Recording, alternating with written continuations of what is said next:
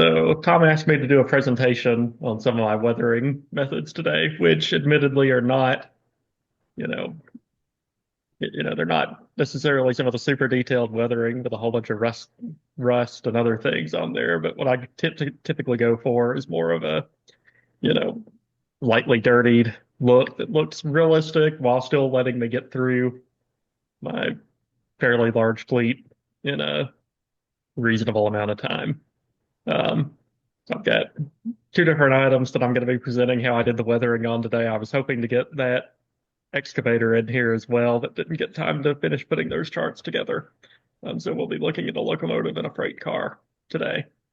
As the title says, most of this is done with an airbrush and powders. Um, so get it to advance to the next slide. There we go. So I'll talk first, for a minute before I go into the weathering about just my general weathering philosophy here. As I was saying, something fairly simple but realistic is typically my goal, although I do have, some more complicated pieces like that SD70 up there.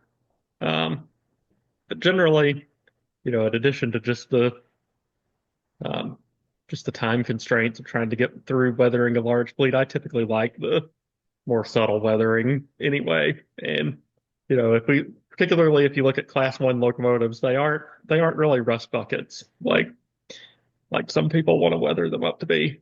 So I prefer this more subtle weathering approach.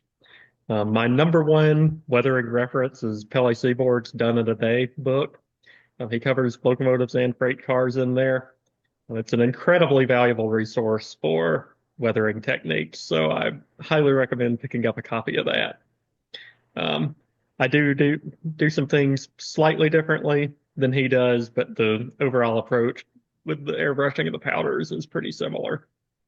Um, so I typically use Tamiya paints, AK Interactive clear coats, and Monroe Model weathering powders for about 90% of the weathering work that I do. Um, Most important thing is keeping prototype photos handy while you're doing this to make sure that you're applying different things in the correct places and making sure that you're working off how the prototype actually weathers. Um, so we'll start talking about locomotives first.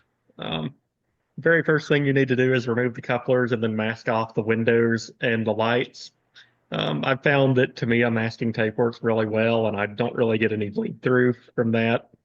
An alternative I've seen to masking off windows is the Fusion Scale water slide masks, but I've never tried those. Um, I don't bother removing or masking off the wheels like a lot of people do, because there's a step later on where even if you were to mask them off now, you're still going to have to clean them later. So I don't really see the point in wasting a lot of time trying to remove those wheel sets or mask them off. Um, I also typically leave the handrails on the model so that they end up getting weathered as well and they'll blend into the rest of the locomotive. Um, just have to be careful doing any work with a brush on the long hood in particular if you leave the handrails on. Um, the locomotive I'm going to be presenting on today is a ES40 DC. Um, and I'm using a Athearn Genesis model for that. This is from the run they released a couple years ago. Um, One of the things that I had to do before I started any of the weathering was remove the little under warranty labels that were on the sides of the cab right under the windows, as the dates that I model are a little past when those warranties would have expired. It's pretty simple to remove. I take a little piece of paper towel, soak it with Sovaset, let it sit for 15 minutes or so, and then the lettering will scrape right off with a toothpick. So that's useful for removing any other lettering as well, like if you want to renumber the locomotive. Um, once I had that lettering removed, the absolute first thing I do is uh, go over the model with a little sprayer bubble, and that little blower that I've got the picture of there, and a soft brush to make sure that I'm removing any dust that may be on the model. I also do not handle any of my equipment unless I'm wearing gloves, because I don't want to leave fingerprints on it. So I've got a couple of the 100 packs of nitrile gloves that, even if I'm just pulling a locomotive out of the box to run it on the layout, I put on a pair of gloves. Um, like freight cars are easy enough to wash fingerprints off with dish soap and distilled water, but trying to do that to a locomotive gets a lot more difficult when you have to be mindful of the electronics as well. So wearing gloves helps prevent leaving any fingerprints on there. First step, after we've got things masked and got any changes to the lettering made, is to spray it with a clear coat. And so that'll knock down that shine from the factory that looks really plasticky and give you a nice dull surface to weather on. My preference for a clear coat is the AK Interactive Ultra Matte Clear. It's the only clear coat I've found that's actually flat. I remember back when I was in high school, I could get the cans of dull coat, and those would be flat. But then after Rust-Oleum took over, dull coat, either in the can or in the bottle that you dilute to airbrush, is just not flat enough for me anymore. I've also tried like Krylon 1311 out of the spray can, which does work pretty well. It is pretty flat, but in the high humidity in the south, it fogs up really easily. So it was incredibly restrictive on days you could actually do anything with it and not get it to fog. Um, the biggest drawback I've found though with the AK Ultra Matte is that it's not very durable. So you do have to be careful handling it afterwards. Um, if you do manage to scrape a little off at a corner or something, you can put a little bit in the bottle cap and dab a little more on with a fine brush, and that'll get you back to about 95% of where you were beforehand. But yeah, and that further emphasizes the importance of wearing gloves and careful handling. So even after I'm done weathering this, I'll still wear gloves when handling it. And I think that helps prevent fingernails from scratching anything. Uh, I did want to say after the clear coat, if this is all you do to the locomotive, you've already done more than about 90% of the modelers out there. And just having this dull, very flat finish will go a long way toward making a locomotive look more realistic on your layout. Next step that I do is fading down the body. This is particularly critical on Norfolk Southern and other black locomotives, fading that paint down so all the subsequent weathering you do will actually show up. I do the fade using a very thin airbrush gray wash that is roughly 10% Tamiya XF66 light gray and about 90% Tamiya X28 thinner. Um, when getting ready to airbrush it on there, make sure the nozzle or your needle is adjusted so the paint's coming out in very thin coats. I leave a couple junk shells under my spray booth that I can test out the spray pattern on. And you're trying to really strike a balance here between the coat going on too wet and pulling up and running versus spraying it on too dry and leaving a speckled pattern. So that does take a bit of practice, but that's, another nice thing about having some junk shells to practice on first. Um, you'll want to spray in continuous coats going along the locomotive so you get a good even coat on there. Um, your needles or your nozzle is going to be adjusted so fine that you're not going to be able to spray the whole thing in one go, so you will have to work in a sort of striped pattern. So be mindful when doing that everything's blending together nicely and you're not leaving streaks down the locomotive. Um, I do typically go a little heavier with the fading on horizontal surfaces that would get more direct sun exposure. You can see that on how the roof is faded more than the sides of the locomotive.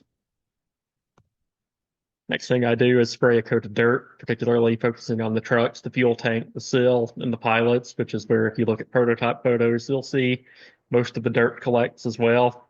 So I go a little heavier over that, and then a very light coat of dirt over the rest of the locomotive so that the logos don't end up being bright white. Um, the dirt wash that I use is about 20% Tamiya XF79, 5% XF66, and 5% XF55. So it's a mix of brown, gray, and tan. And then again, thinning that down with the X28 thinner. I do let this be a little thicker than the washes I use for the fading, so we end up about 30% paint and 20% thinner. Um, as with the fading, though, you want to keep working in thin, light coats and making sure it's not going on too wet or too dry. Um, And once you've done the fading and the dirt washes, you can spray the locomotive with another flat clear coat. With the Tamiya paint, they dry and flash off really quickly. So normally, if I do the fading, by the time I've got the brush cleaned out from the gray, it's dry enough that I could airbrush the dirt wash on. And again, once I've got that cleaned out of the airbrush, it's dry enough that I can spray the another flat clear coat on there. So taking a break from airbrushing for now, and we'll start to focus on the grills of the locomotive. This is one place where my process for Norfolk Southern locomotives diverges from other locomotives. Have to use an extra step on the NS locomotives to get that contrast down in the grills, and that extra step is using a medium earth powder on all the grills. Um, so that'll really contrast with the faded black locomotive. You can see that it really looks way too vibrant at first, but we're going to tone that down later. So I use this, work the powder into the grills with a couple of fine brushes. Then I'll spray a clear coat on there to seal the medium earth powder in. Um, and that on its own will tone it down a lot. Then I come back as well using the Monroe Models dark gray powder and go over all the grills again. And so you end up with sort of a dirty gray brown color in the grills that looks a lot like what you see on actual Norfolk Southern locomotives. After putting the dark gray powder on there, I spray it again with a flat clear coat, then come back for even more work with the powders. Um, so one area where I'll put the powders on very thick is right around the exhaust. So I use a fairly stiff fine brush to do that, work it in to the exhaust and then feather it out around the exhaust, representing all the soot and particulate matter that comes out of there. And then to blend everything else on the locomotive together, I use a soft but wide brush, like I've got pictured over here. That one's about half an inch wide. It's super soft. Um, and what I want to do with that is apply a very thin layer of the dark gray powder over everything. So that helps blend all the weathering together as well as, again, dirtying up the logos a little more so they aren't such a bright white color. To put that thin coat on, I will get a little bit, tap a little bit of the dark gray powder out onto a paper towel and have my brush in it and then streak the brush along the paper towel until there's just barely any powder left on it. So it's just barely leaving any of the dark gray streaks on the paper towel. And once I've gotten to that point where it's just barely got any powder left on there, I'll wipe it in vertical strokes over the entire locomotive. So again, restraint is the key here. Applying powders too heavily is one of the most common weathering mistakes that I see people do. And it really just doesn't end up looking realistic. Go too heavy on it. Um, I will caution that if you're using the AK Ultramat, there's not a lot of opportunity to remove the powder if you do the application, if you over apply it without ending up removing all of the weathering that you've done previously. It's just not durable enough to sustain like dipping a Q-tip or a paper towel in some water and trying to wipe the powders off. Um, so you will remove the most recent clear coat and possibly dig into the underlying layers of weathering as well. So uh, with this, you've really got to make sure you're not putting too much on in the first place. One thing that I've thought about trying, I know the Tamiya clear coat in a can is much more durable. They've got a flat that I've tried before and wasn't pleased with with it, how shiny it still ended up being. But it may be worth trying, and I'll look at this in the future as spraying it with the Tamiya flat clear after each of the weathering steps, and then coming back with the AK Ultra Matte for the final finish to make it a lot more durable. Um, so that's something I'm going to look into in the future, but just haven't tried. Again, I'm so careful with handling anything that I don't have a lot of problems using the AK Ultra Matte with it wearing off. Um, Follow up that final application, the powder over the locomotive with the final clear coat. Then we'll move on to the wheels. And this is why I said I don't bother masking off the wheels, because you're going to end up getting paint on the wheel treads in this step. It'll have to be cleaned off anyway. Um, so you do want to paint the wheels as well, so that you don't see, if you look at it from the side while you're rolling along, you don't want to see shiny spots on the wheels of your nice weather locomotive. Um, so I use a microbrush to do that, and we go back to the Tamiya XF79, that linoleum brown color. Dip the microbrush in that full strength, and then we'll want to brush it on the wheels while the locomotive is spinning the wheels so that you get a nice even coat over it.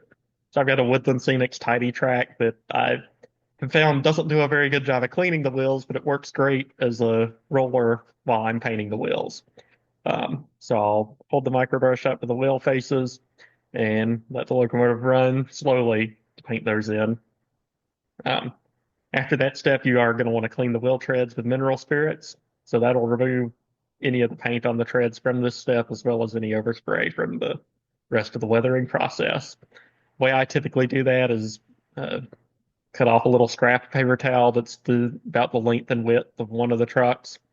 Um, Douse that in mineral spirits, don't get it too wet, lay it down over the track, set the locomotive down with one truck on the making contact with the rails and the other truck on top of the paper towel of mineral spirits. Then hold the locomotive in place while running it, and that'll take any paint off the treads right off and clean the wheels up nicely. Mineral spirits works better than alcohol due to mineral spirits being nonpolar, so it's not going to attract dirt back to the wheels so quickly as using alcohol or some other polar solvent would. But that wraps up what I did for this locomotive, and here's some pictures of the final finished product. Again, nothing too heavy on the weathering, but it is, you know, much more realistic looking than just the pulling the locomotive straight out of the box. So you've got, you know, dirt around the exhaust and on the grills. You've got the locomotive faded down, so it's not the deep black color, and then you've got dirt on the trucks and fuel tank that's sill and underframe where it collects on real locomotives. The next we'll look at the gondola that I weathered. This one is one that I've done within the past few weeks as well. Um, so this was weathering a scrap gondola, and the first few steps are very similar to what we did on the locomotive. So start with a flat clear coat, then fade the body down, then spray the dirt wash on it from the underframe upwards.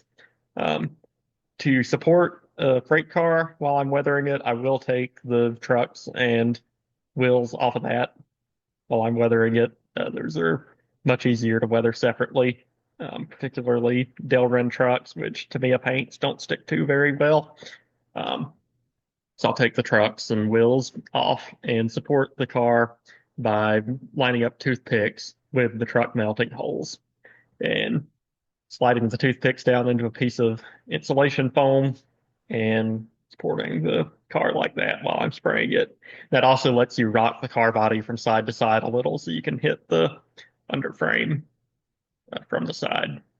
When I'm spraying the dirt wash, though, I do flip the car body completely over on sort of square bodied cars like this. On tank cars, you can work with it upright because you can still get good enough access to the bottom to spray it. But on cars like this, where the body is pretty square, you do need to flip it upside down while spraying the dirt wash on to make sure you're getting the heaviest dirt coat on the bottom of the car.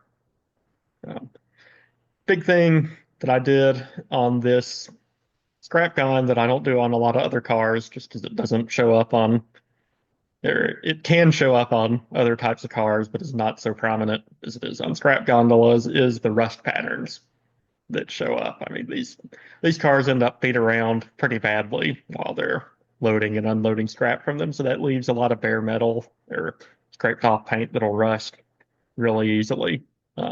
Not to mention, most of these scrap gondolas are repurposed cars that had already had, a whole life in some other service like coal or something, so they were already beat up to begin with before they even started using them in scrap service.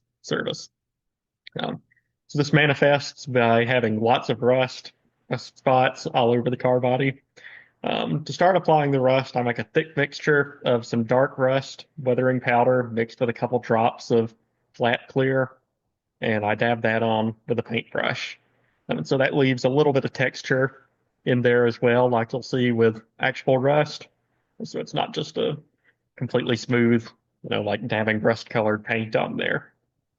Um, Once that initial rust mixture dries of the car body, I'll take a fine brush again, dip it in rust powder, just the dry powder, and streak it vertically from any of the dried rust spots that I've made so that it represents any of that rust that has started to wash down the car body a little. Um, then after I've done that, I take a very fine wide brush again, like I did with the locomotive, dip it in the powder, wipe most of it off on a paper towel, and then work in vertical streaks all over the car body. Just this time doing it with a rust-colored powder to get that, you know, rusty overtone that a lot of these cars will see. Um, Also, with this, since I'm modeling the modern era to modernize this car, I added fusion scale reflective striping as well, just following prototype pictures of other DJX scrap gondolas to see where they placed the reflective stripes. Um, Another thing I did that's fairly unique to scrap gondolas is putting residual scrap metal in the bottom of it. So when they go and they scoop the scrap metal out, they're not going to get everything. It's going to leave a little bit behind. One thing that I found makes excellent shredded scrap metal is dry cut steel chips from a machine shop.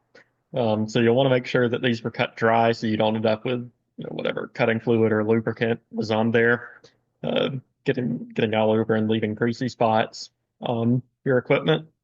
Um, to to leave these in the car, I took some matte medium and dabbed it along the floor of the car, then sprinkled steel chips into that. I will say didn't show a picture of it on the last slide, but when I was going over the outside with the wide, fine brush of rust, I also went over the inside and went a good bit heavier on the inside with that rust. So we're working on top of that coat of rust that's already on the inside. Um, but dabble matte medium all over the floor of the car and then sprinkle the steel chips into it. After you're satisfied with the amount of chips you've got in there, I take a pipette and some very thin matte medium, so about 7 parts water, 1 part matte medium, um, and use a pipette to dribble that mixture over the top of the chips to make sure they're held in place really well. That also has the um, added benefit of having that water in there, reacting with the steel and rusting it as it dries. So you end up with rust on the steel chips as well. Finally, before all the matte medium is dry, I load up a brush with dark rust powder and go over the inside of the car, basically tapping it off so that the rust powder falls in the little granules into the matte medium. So you end up with even finer, you know, finer rusty little bits of material inside the car that didn't get scooped out or, representing flakes of rust that are coming off of the car and left behind from the scrap metal. Once that dries, we'll finish the car body off with another coat of flat clear. Um, so now we're looking at the finished product here. I realized that I forgot to take a photo of how I deal with the trucks and the wheel sets. So I will talk through that at least. Take the wheel sets out of the trucks and mask off where the axles go in there. And I spray the trucks with the Rust-Oleum camouflage earth brown, which is the same sort of deep brown color that I use when weathering track and other things. Um, I just spray that on straight out of the spray can. The nice thing about that is it will actually stick to Delrin trucks pretty well, unlike a lot of other paints, which won't stick at all. Um, then for the wheel faces, again, using a fine brush or a micro brush, I just paint those by hand using the Tamiya XF79, the linoleum deck brown again. Once that dries, put the car back together and you're ready to go.